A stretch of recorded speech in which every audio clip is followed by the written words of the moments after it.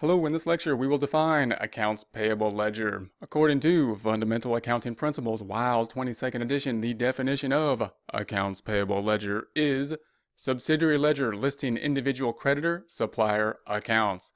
So the accounts payable ledger can be thought of as a backup to the amount that would be on the balance sheet or the trial balance in the accounts payable account, that account representing what is owed to third-party vendors.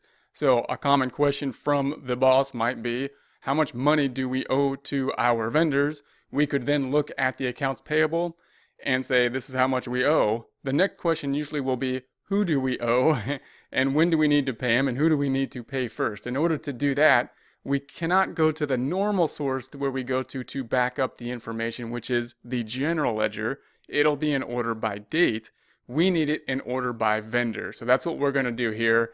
For example, if we had our trial balance amount here and our boss asked, how much money do we owe our vendors? We can look here on the balance sheet or the trial balance and say we owe $1,640. If the question then is, well, who do we owe? When are they due? When do we have to pay this? Who should we pay first? If we go to the normal place that we go to for the backup the data in terms of any of the accounts, the general ledger, it gives us detail, but not the detail we're looking for. It gives us the detail. This is the order of the transactions, the date order of the transactions, telling us the story behind this 1,640, but not in the way that we want.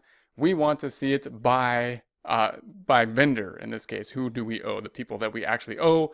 So we might owe like Office Depot, we might owe Ann's Food, we might owe Al's Auto, and that would then add up to the total. This then, we can then decide, okay, who do we owe, who are we going to pay, who are we actually going to write the check to? We need to see this same information, the same 1,640 by vendor. That's what the subsidiary ledger will do.